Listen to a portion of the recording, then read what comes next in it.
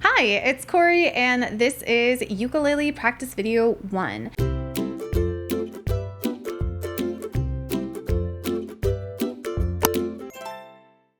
A lot of people don't think of this, but the first thing you want to do is stretch, actually. So your body is your instrument, and while you are playing a ukulele, it's your body that's making the instrument make it sound. So if there's stress in your body or your posture's not right, it's going to come out in your playing as well. And a lot of times people don't think of musicians as being a very physically active or physically demanding job or activity or hobby, but it really does take a toll. So I'm going to just guide you through a couple really light stretches. Obviously, make any adjustments that you need based on your physicality that you need to, but these are just some recommendations, and it's a really good way just to kind of loosen up and make sure your posture is really good so you are really establishing great habits for your playing rather than making really bad habits. First thing we're going to do is just have some neck and shoulder rolls. So I'm going to take my shoulders and then have them go up by my ear and then roll them slowly down my back up, and then slowly you should feel a light pull on the back of your neck here. Once your shoulders are nice and relaxed, I'm then going to take my head and put my left ear to my left shoulder. And again, I'm not really forcing anything to happen here. If you're feeling like there might be a crick in your neck or something, I'm not pulling so hard that I'm trying to crack my neck. I'm just giving a nice light stretch, and I'm rolling it back and forth. I'm going very lightly forward, getting a nice back of the neck stretch here. And then I'm rolling where my right ear is touching to my right shoulder, and I'm not actually physically lifting my shoulder. I'm just stretching down to that area. And then I'm going to roll a little bit forward again. After you're feeling like you have a really nice posture with your shoulders, they should be relaxed a little bit back. It's not so much that you're at a soldier's attention. Your head should be up. You're not sticking your neck forward. It's just up, as if the old trick is you have a string attached to your head. The next thing you're going to want to do is make sure your hands are nice and flexed. So I'm just going to take my hands here and just give some flexes, kind of like jazz hands. But I'm just making sure that I feel like they are stretched. I might go like this, kind of like cat claws a little bit. And then I'm going to take my wrist, I'm going to hold it out, and then I'm going to take my hands and lightly stretch back. So I should feel a little bit of a stretch right here. It's going to just kind of loosen things up a little bit. This is also really good to do if you've been playing for a long period of time. It's nice just to give your wrists and your forearms here a little bit of stretch. And again, all of this is done very, very gently. And then, of course, once you've kind of gotten stretched, you feel comfortable. If you are somebody who slouches a lot, this posture of sitting up, it's going to feel weird and you're going to get tired because the muscles that you need to hold your body in this posture are going to be strengthening, and so they're going to get tired. But just be aware, it's better to maintain the posture for as long as you can rather than just start to slouch, because again, that's where those really bad habits are formed, and we are working on good habits. Once you're a little bit stretched, the next thing to do is to get in your ukulele playing posture. Once you have this good posture, of course, you always want to make sure to check the tuning of your ukulele. You always want to check the tuning and make sure it's in tune every single time you play. Even if you have a ukulele that you've had forever and it keeps tune really, really reliably, you always want to make sure to check. Once your ukulele is in tune, it's time to look at the chords that we're looking at for this first exercise set today. Today we're going to be only using the C major chord, the C major 7 chord, and the C7 chord. To make the C major chord, you're taking your third finger, placing it on the 3rd fret, 1st string. To make the C major 7 chord, you're taking your 2nd finger and placing it on the 2nd fret, 1st string. And to make the C7 chord, you're taking your 1st finger, placing it on the 1st string, 1st fret. The reason why we're starting with these 3 chords is not really anything sequential to having to know those 3 chords for a lot of songs. I chose these because a lot of people have a hard time transitioning between different chords. And so I'm really trying to isolate the fact that you are using different fingers for each of these chords.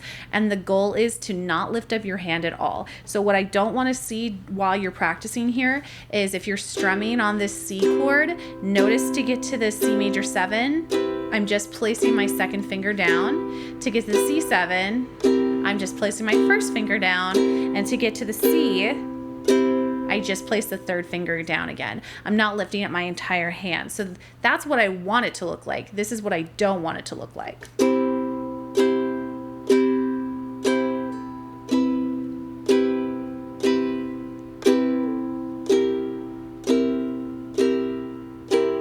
Because you're just going 3, 2, 1. So that can even be something you can do to prep before working on these chords, is just keeping your thumb placed on the top of the neck here and then going 3, 2, 1. But you should not be lifting up your whole hand. Your thumb can stay in the entire position.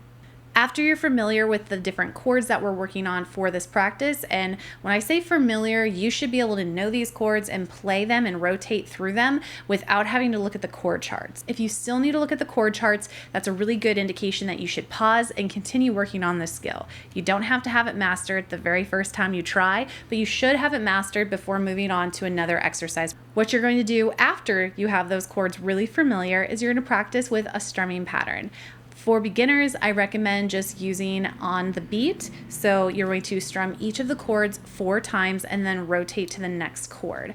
Do this at 3 different tempo markings. I have it listed out on the worksheet, but if you don't have the worksheet, it's a slow tempo of 45 beats per minute, a medium tempo of about 60 to 65 beats per minute, and then a faster tempo of about 90 to 95 beats per minute. If you don't have a physical metronome at home, you can just download one for free on your phone. That's what I use. The particular app that I use is called Metro Timer, and it's really easy that you can just set it at the different tempo markings. So for instance, this is what 45 beats per minute sounds like. So you'd have 1, 2, 3, 4. Let's try that percussion with 45 beats per minute. 1, 2, here we go, and C. C major 7, C7, back to C. Let's try our medium tempo of 65 beats per minute. 1, 2, here we go, and C major 7, C7, back to C. And finally, let's try our 95 beats per minute. 1, 2, here we go, and C. C major 7, C7, and C. I think it's a lot harder actually to play at a really steady pace at the slower speeds, and it shows a lot higher quality of musicianship. I know for myself, at anything lower than like 50 beats per minute, I often will rush.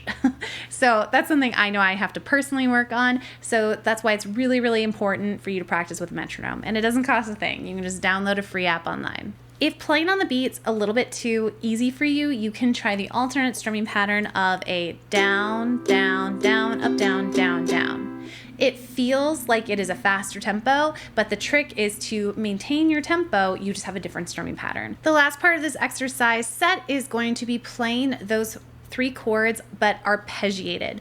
Arpeggiation is when you're taking a chord that is typically made up of 2 or more pitches, and then you're going to play them in ascending order followed by descending order. So what you're going to be doing is picking through this. Now, if you're not familiar with picking, this might be probably the most challenging part of this, but again, we're combining everything that we've been practicing on for this warm-up practice set. So changing the different chords, and now you're gonna be isolating those different strings, okay? So the pattern that we're gonna be doing with the arpeggiation is going to be C,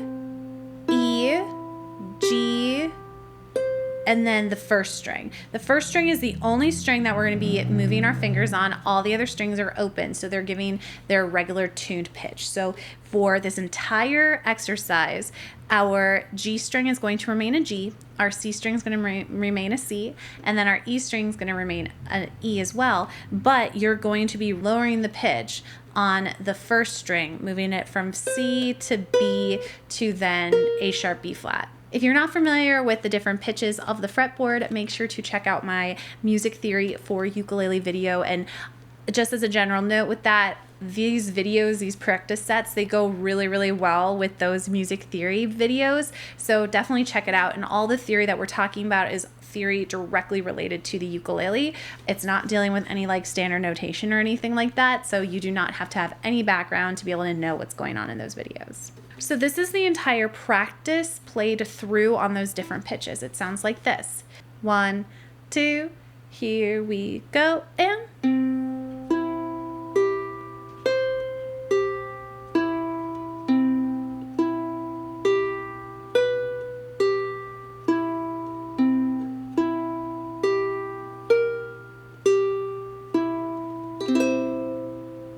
And as you can see on the last one, rather than arpeggiating through the C major chord again, we're just going to end on a C major chord. On the worksheet, these exercises are written in tab, so if you don't already know how to read tab, make sure to check out my video for that too, and that will really guide you through. But essentially, it's just a pattern where you are playing string 3, then 2, then 4, then 1, and you're going to just repeat that, but then in reverse, going back from when you're at the 1, then 4, 2, 3, then you're just rotating it again through, you're just changing your fingers.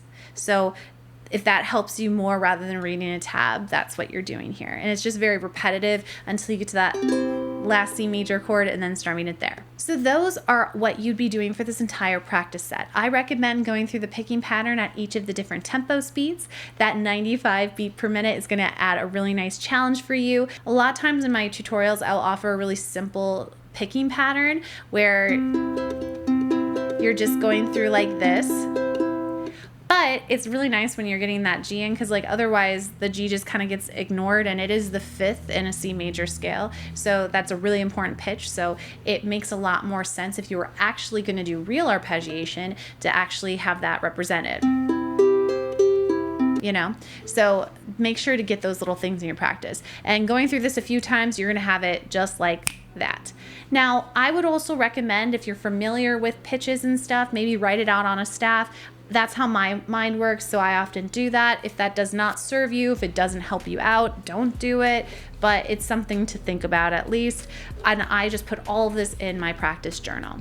And if you're sitting there and you're like, what's a practice journal? You keep talking about this thing, but you've never really talked about how to do it. I have a video teaching you all about how to set up a practice journal.